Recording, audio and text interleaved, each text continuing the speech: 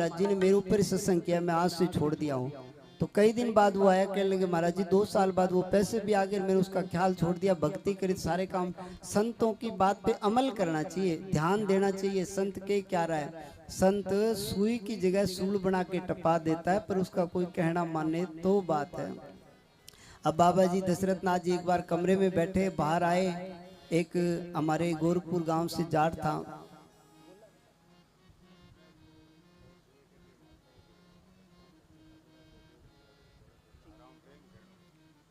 और इन बच्चों को थोड़ा सा बिठा के रखो, कोई तार तूरे बिजली के खुले हैं तो इसलिए उनको भी ध्यान रखो।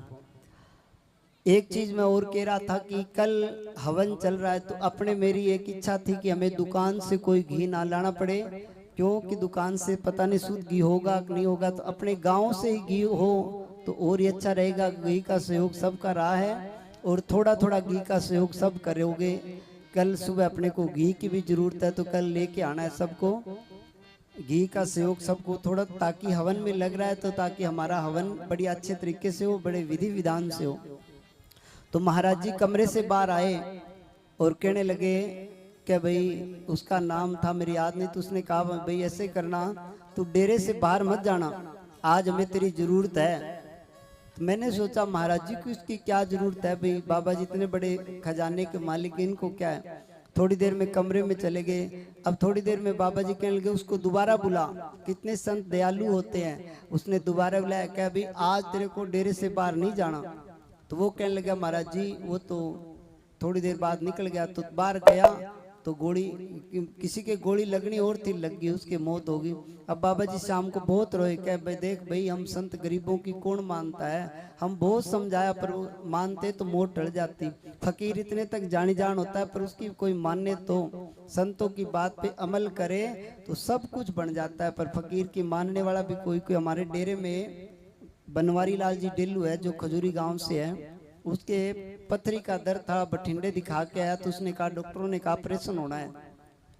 अब वो डेरे में शाम को गौशाला में परम पूज्य दशरथ नाथ जी 10 साढ़े 10 बजे बाहर आते कुटिया से दर्शन देने के लिए, तो उसके मन में रोने लग गया कि बाबा जी अगर ये पैसे आप वहां दिला रहे हो तो ये गौशाला में लगवा लो तो बहुत अच्छा होगा। तो रात को सपने में बाबा जी गए, कह तू हॉस्पिटल ना जाना, चेक करा के आ जाना, तेरे पथरी नहीं है, तेरे ठीक है तू। अब सुबह डॉक्टरों के पास गया, डॉक्टरों ने कहा कोई ऑपरेशन नहीं होगा, तू ठीक है। अब उसने सोचा बाबा जी का डेरा बहुत बड़ा है, पैसे की यहाँ क्या कमी है।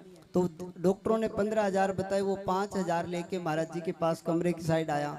मेरे को कहने लगा कृपाराम महाराज जी से मिला, मेरे को गुरुजियों से मिलना है।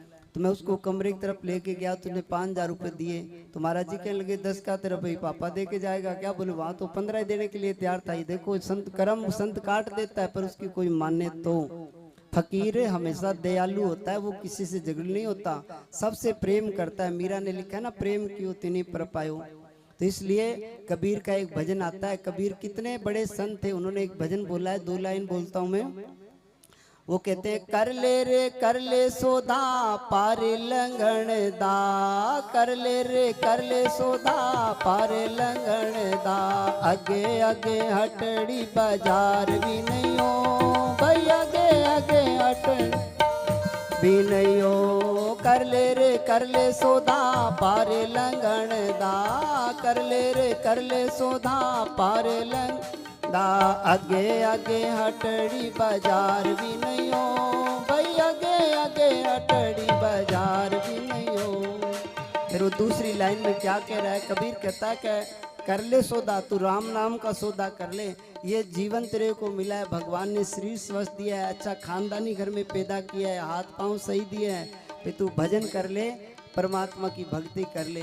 फिर वो अगली लाइन में कहता है आओ मेरे राजा आओ मेरे दाता, आओ मेरे राजा आओ मेरे राजा, बार बार जग माही आवड़ा नहीं हो भाई, बार बार जग माही आवड़ा नहीं हो। आओ मेरे राजा आओ मेरे दाता, आओ मेरे राजा आओ मेरे दाता, बार बार जग माही आवड़ा नहीं हो भाई, बार बार जग माही आवड़ा नहीं हो। कर ले रे कर ले सौदा पारे लंगण दा कर ले रे कर ले सौदा पार लंघण दा आगे आगे अटड़ी बाजार भी नहीं हो भाई आगे आगे अटड़ी। बाजार लेने कितने प्यारे संत हुए, उनको हमारे से क्या गरज थी, क्या स्वार्थ था।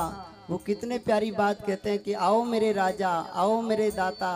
कितना प्यार प्रेम से बुला रहे हैं कि आओ मेरे राजा, कि संसार में हमें नहीं रहना, इसलिए खूब भजन करना है। अंतिम समय एक मालिक ही साई होता है, इस जीव का कोई साई नहीं होता। जीव मारत जात जीव अकेला, वहाँ कोई इसका धनी धोरी नहीं होगा। इससे गुरु और एक परमात्मा ही होगा। यहाँ जिंदे जी सभी साथी हैं, मौत की टाइम कोई नहीं है। तो इसलिए खूब भजन करना है। वो एक भजन गाते हैं, एक दिन घोगड़ आसी रे गाल गले में डोर जीवड़ा तन पकड़ ले जासी रे 5-5 मिली छोकरी कहो किसी को ना माने।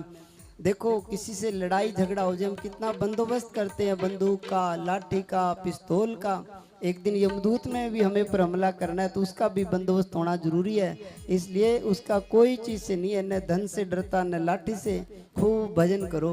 कहते हैं संतों ने भजन करके, बाबा जी रात को सोने नहीं देते थे, अब सब संगत को जगा के रखते। कहते जागो भाई भजन करो। 12-1 बजे तक महाराज जी सत्संग करते, उसके बाद कमरे में बैठ जाते कि अभी आंख बंद करो और साधना करो। उन्होंने तपस्या करना सिखाया, भक्ति करना सिखाया। उन्होंने कभी अपने जीवन में सुबह 3 बजे के बाद किसी को डेरे में सोने नहीं दिया। जो सोता उसके बिस्तरे डेरे से बाहर होते। कितना नियम था हमारे परम पूज्य गुरुदेव का। हमें वो तपस्या सिखाते थे।